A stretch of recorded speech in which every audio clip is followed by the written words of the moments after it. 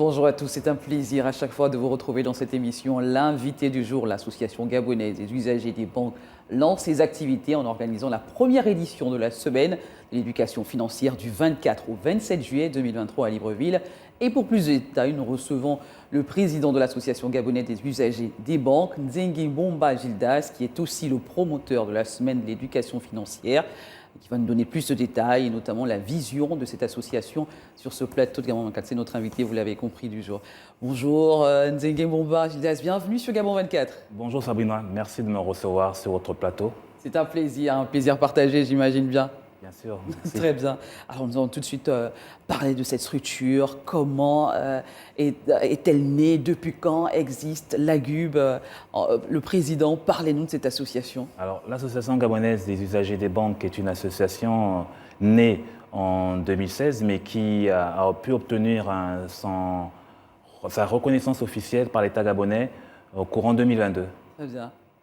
Et comment êtes-vous structuré? Vous êtes le président, comment êtes-vous structuré? Alors, il y a le président moi-même, Oui. on a un secrétaire général, on a un trésorier, et puis après, on a tous les collaborateurs qui sont autour de nous pour nous aider justement dans nos activités. Et quel est votre statut juridique? Êtes-vous juridiquement reconnu? Vous parlez avec l'État. Voilà. Nous sommes juridiquement reconnus. Nous avons pu obtenir notre récépissé définitif délivré par le ministère de l'Intérieur. Notre vision est celle de pacifier l'écosystème financier en faveur de l'inclusion financière. Et quelles sont vos qualifications? Quels sont les profils que l'on retrouve dans cette association? Alors, on retrouve tous les profils. Moi-même, je suis administrateur économique et financier. Très bien. Je suis un ancien banquier. J'ai fait mes classes à la Banque Société Générale en France. Vous connaissez notamment les problèmes des usagers? Oui, je connais les problèmes des usagers, puisque moi-même, avant tout, je suis aussi un usager, Bien sûr. un client de banque. Oui. Donc, c'est pour cela que nous avons mis en place cette structure pour pouvoir édifier de plus en plus les populations sur leurs droits, leurs obligations, en lien avec les relations commerciales qu'elles entretiennent avec les institutions financières.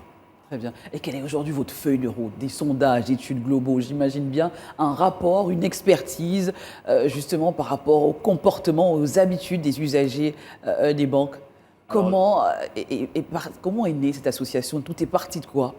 Bon, tout est parti de ce que tout le monde constate. Oui. Nous ne sommes pas les seuls à constater. Nous constatons les longues files d'attente, nous constatons parfois des gaps qui sont en panne, nous constatons parfois des prélèvements que les usagers, les consommateurs ne comprennent pas trop sur leur relevé de compte. Donc, tout part de ces constats-là. Très bien. Alors, parlez-nous de cette semaine de l'éducation financière que vous organisez. J'en parlais en termes de mes propos. 3 jours, le 24 au 27 juillet. Quel est son programme, ses objectifs, mais surtout son intérêt et qui participe? Bomba Nzengue Gildas, dites-nous. Voilà. Alors, la semaine d'éducation financière que nous avons mise en œuvre a pour objectif d'outiller les populations en éducation financière. Oui. Ça veut dire vulgariser les droits des consommateurs des produits et services financiers, renforcer la confiance, qui est très important parce que la confiance, c'est l'oxygène de l'économie. Oui. Renforcer la confiance, comme je l'ai dit, mais également, c'est un espace de dialogue, de rencontre entre les consommateurs et les acteurs du secteur financier pour permettre de réduire ce qu'on appelle l'asymétrie d'information et d'améliorer la compréhension entre l'ensemble des acteurs du marché. Donc, donc cette semaine est une semaine qui va se dérouler la première journée du 24 juillet, dans laquelle nous aurons des panels sur plusieurs thèmes, notamment le premier thème, il s'agira d'échanger avec les populations sur la transformation digitale, enjeux et défis pour les banques gabonaises. Le deuxième panel, nous aurons un panel sur le cadre réglementaire relatif à la protection des consommateurs des produits et services financiers. C'est important que les populations viennent s'imprégner de leurs droits, de leurs droits et obligations envers les institutions financières. Également de connaître les droits, les obligations des institutions financières envers les consommateurs. Ensuite, nous allons avoir des thématiques liées à la monnaie mobile. Quels sont les droits, les obligations des populations en lien avec les opérateurs de monnaie mobile. Mais Gildas, Bomba Nzengue, qu'est-ce qu'on entend par éducation financière? Moi, lorsque j'entends éducation financière, moi, Sabrina, j'imagine bien comment gérer mon argent, comment épargner, comment faire ceci, comment éviter de me retrouver endetté, surendetté, comment épargner, comment payer mes dettes. Moi, c'est vraiment ça pour moi l'éducation financière. mais j'ai l'impression qu'il y a tout autre volet. Il y a plusieurs volets. Nous pensons que premièrement, concernant l'éducation financière, nous pensons que nous travaillons tous pour deux personnes. Premièrement, pour notre employeur, et deuxièmement pour notre banque, parce que tout notre argent ira toujours à la banque.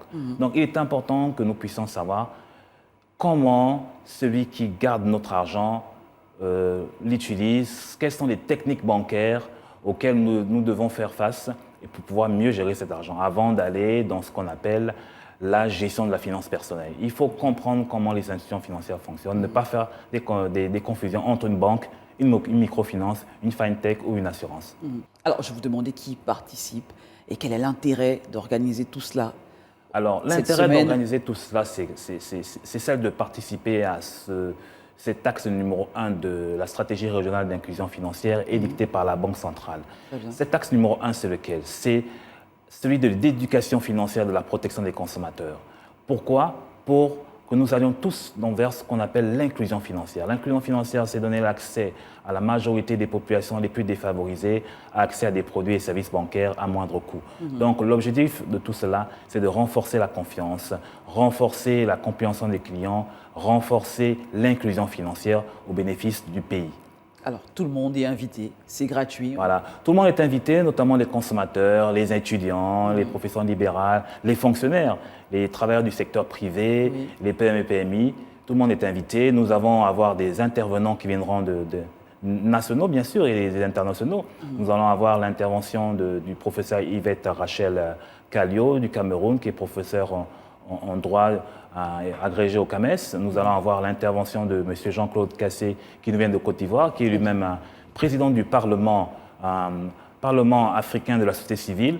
Et nous allons avoir également, nous avons le privilège d'avoir l'intervention de M. Abid Ndao, qui est le secrétaire exécutif de l'Observatoire de la qualité des services financiers du Sénégal.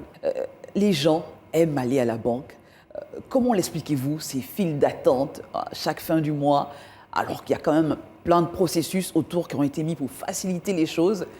Est-ce que ça veut dire que la banque a une valeur sociale? On se sent important lorsqu'on va à la banque, on se sent, on a l'impression qu'on a un certain statut, qu'il faut forcément y aller, alors qu'il y a plein de paramètres qui peuvent notamment faciliter Effectivement, Salima, c'est une très bonne question. C'est d'abord culturel.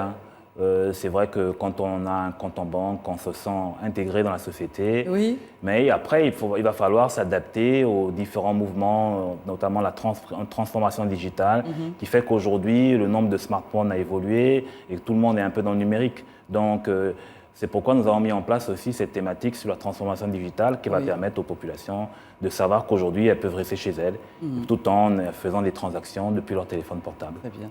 Comment comprendre que le recours reste encore faible? Les gens préfèrent venir faire des longues files d'attente. Qu'est-ce qui bloque dans la stratégie de communication, aussi bien les banques que les usagers ou les microfinances? Qu'est-ce qui bloque à ce niveau? Ce qui bloque, je pourrais dire qu'il faut renforcer la communication sur les produits digitaux. Oui. Il faut renforcer l'éducation numérique parce que ce n'est pas tout le monde qui a la capacité d'utiliser Est-ce qu'il n'y a pas une certaine crainte, une méfiance quand même de toutes ces choses aussi? Si, quelque part, parce qu'il y a des risques encore, des risques numériques, il y a des risques sur les produits et services financiers numériques que justement nous allons présenter aux populations pour avoir une meilleure protection de leurs dépôts dans les services financiers numériques. Alors, j'aimerais savoir, Zingué Gildas, quelle est la différence concrètement entre l'éducation financière et la gestion financière? On s'y perd un tout petit peu. Bon, la gestion financière, c'est beaucoup plus, on parle beaucoup plus de gestion financière, on peut en parler concernant les entreprises, on peut en parler, mais ici, l'éducation financière, nous on fait allusion, c'est l'éducation financière des particuliers, notamment à savoir que l'État lui-même a un budget, tous les États ont un budget, et toutes les entreprises ont un budget. Alors, Sabrina, pourquoi vous et moi n'aurons pas un budget? Donc, ce sera important que les populations sachent qu'elles peuvent aussi également avoir un budget et des ressources et s'arranger à ce que ces ressources-là ne soient pas, ces dépenses ne soient pas supérieures aux ressources. Voilà. Très bien. Quelque chose à rajouter, notamment sur cette semaine, l'éducation financière du 24 au 27 juillet 2023. Zingué Gildas? Alors, je peux rajouter que cette semaine d'éducation financière, comme j'ai dit, elle s'inscrit étroitement en lien avec la stratégie régionale d'inclusion financière édictée par la Banque des États d'Afrique centrale. Notamment, dans son axe numéro 1. Nous avons également une stratégie d'inclusion financière régionale, oui. Nationale, qui va être déroulée dans quelques temps et qui sera certainement mise en place par la Direction générale de l'économie et de la politique fiscale. Donc nous sommes étroitement dans cet objectif d'accompagner la Banque des États d'Afrique centrale dans sa volonté à booster l'inclusion financière, d'accompagner l'État gabonais dans sa volonté à lutter contre la vie chère, à protéger le pouvoir d'achat des populations. Voilà. Et quel sera le rôle concrètement des personnes, des invités, des hôtes qui viendront notamment participer à cette semaine de l'éducation financière? Le rôle des invités, notamment, c'est de partager leur expérience. Partager l'expérience, par exemple, l'expérience du Sénégal, qui a vu sa stratégie d'inclusion financière déjà déroulée depuis un moment. Oui. Donc, on aura, comme j'ai dit, l'expertise de M. Abim Dao, qui est secrétaire exécutif de l'Observatoire de la qualité des services financiers du Sénégal, qui va venir partager l'expérience sénégalaise sur la gestion des litiges persistants entre les clients et les institutions financières à travers l'Observatoire de la qualité des services financiers et le lien que cet observatoire peut avoir avec les associations de professionnels, les associations des protections des consommateurs des produits et services financiers du Sénégal. On prendra part à cette semaine de l'éducation financière.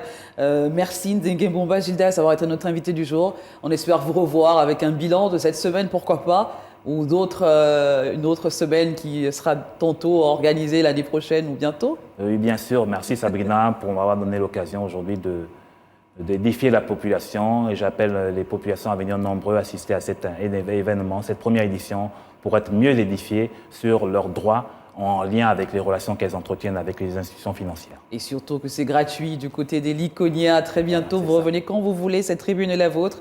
Merci à vous également d'avoir été notre receveur à l'instant.